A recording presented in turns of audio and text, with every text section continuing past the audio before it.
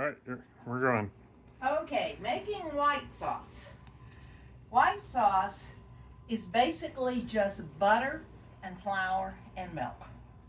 And what the proportions are, and of course I will not be measuring them out precisely, is basically a tablespoonful of butter, and you melt it, two tablespoons of flour, I think that's right.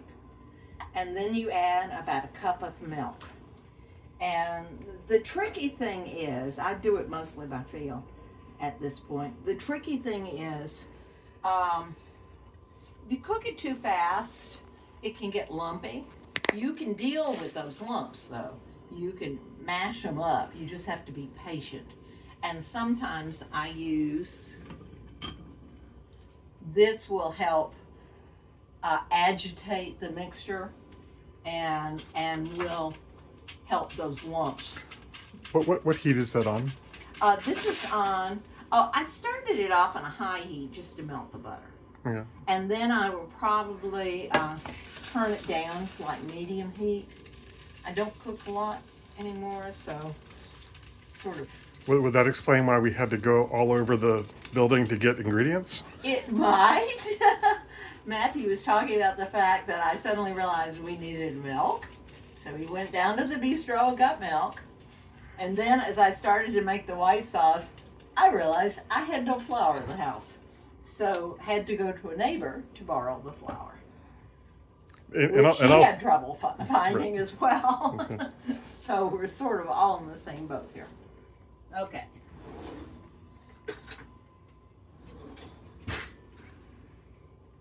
I cook like I do chemistry, unfortunately. Oh, what is... I have something that is leaking. Oh, it is that plant. Okay.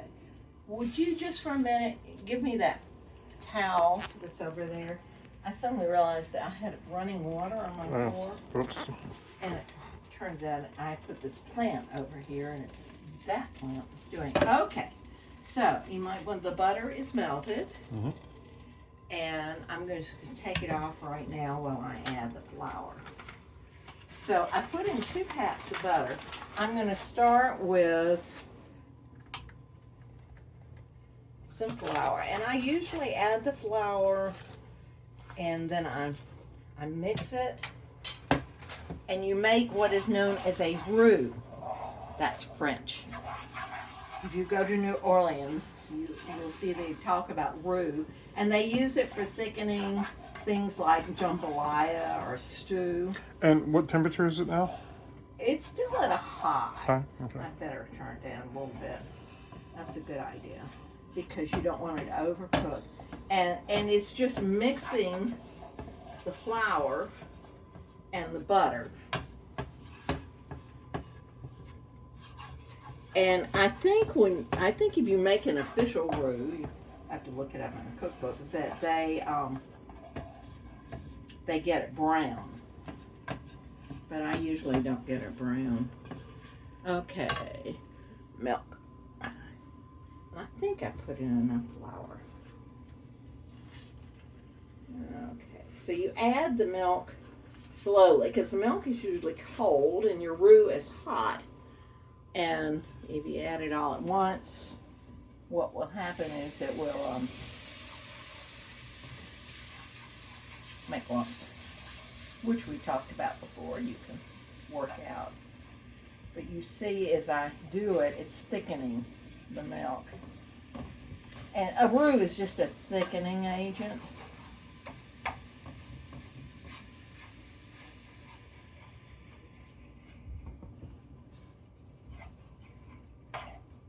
So it's just patience, sort of, from here on. But gradually it thickens the milk, and then I'll add more. I think what it is, the flour is absorbing the milk. Another thing, we could probably look this up in my cookbook decoder book that explains how these things all work. That would be interesting. I have really good explanations. Now see how it's gotten all thick? So I add some more milk. Again, adding it slowly because the milk is cold or coldish. And the roux is hot. And sometimes it looks like the lumps will never come out, but if you're patient enough, they will. It's a good thing you've got long video.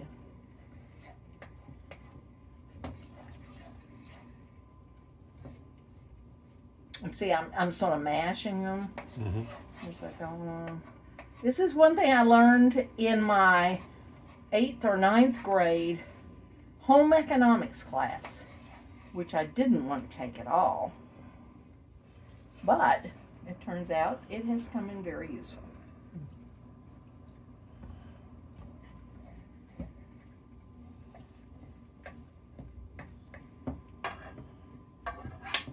It was the only B I got in high school.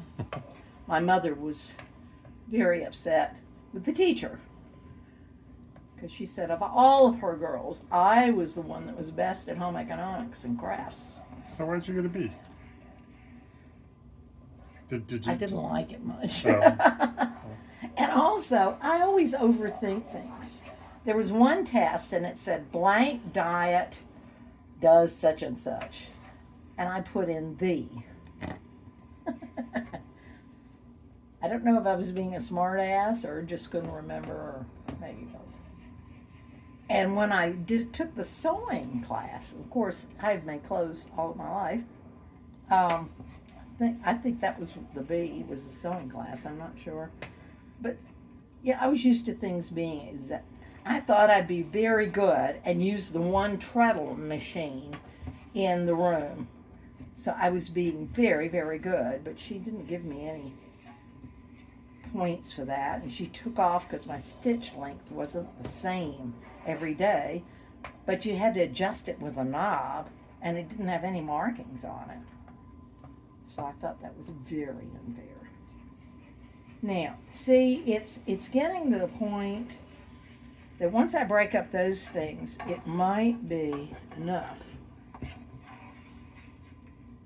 So I'm going to, so now I'm going to use this again.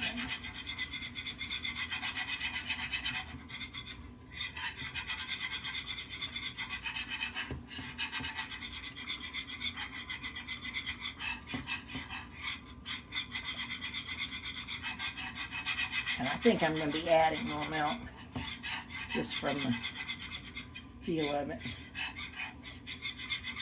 Really have to get all those lumps out.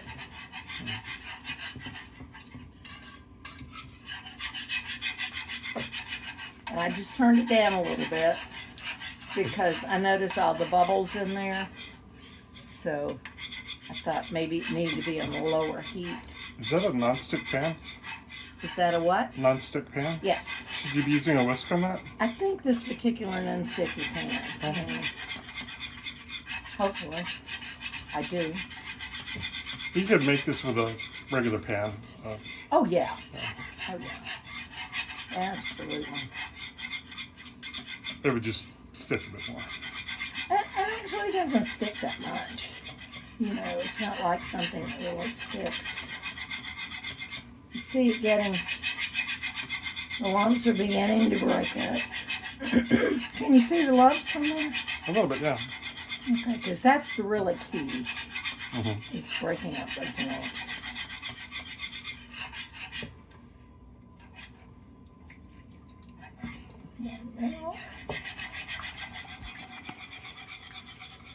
I looked up how to boil eggs today on Google, and it said the best way to do it is you put the eggs in cold water, and you cover them about an inch with cold water, and you heat it to when it's boiling, and then you actually set it off the stove, and for 10 minutes. I set it off for 13 minutes, and you immediately submerge them in ice water. And it works pretty well. I don't think I've ever taken it off the heat before and just let it cook with the ambient heat. Do you think that's why the yolks are so yellow?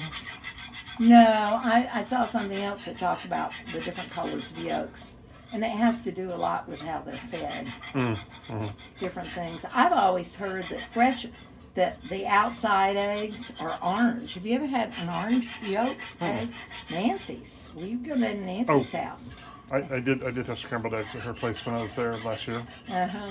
And hers and Peggy's were both very differently colored than what I'm used to. Interesting. And part of it is if they graze outside, it gets darker.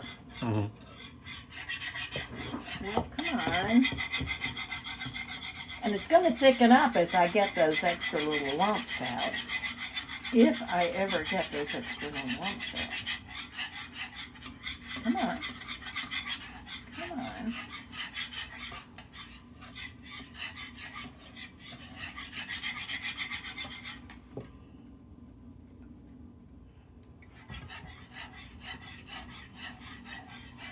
So you can see it getting thinner there.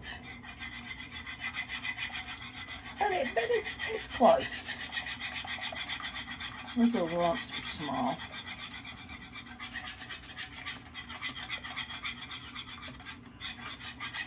I have to look up a video of Gordon Ramsay doing this and compare. Oh, I'm sure mine is better. I wonder if you get a video of Gordon Ramsay making a white sauce. That would be interesting. You'll have to do that while you're here. I'd like to watch it too. See, now I think I'd go with this. I think they're small enough. Mm-hmm. And it's a good texture now too. You see that? I'm going to turn it off because I don't want more of the liquid to boil away. But I think it's a good texture. I think we could go with that. We'll keep stirring while it cools down a little bit.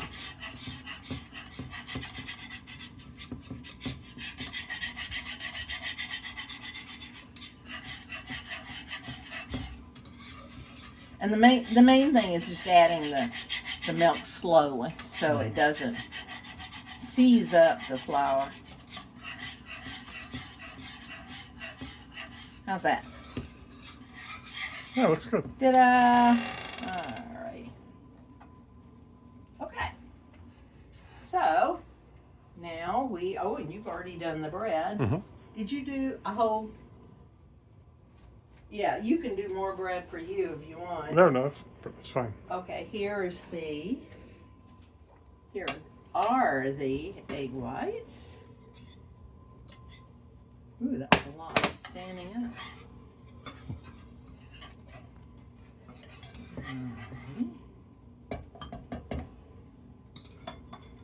And I've gotten rid of some of my black utensils because I read on the internet that they use electrical plastic to make black utensils, and it's not good for you. So I've got to throw the rest of them away. The one I threw away was my spoon without a slot.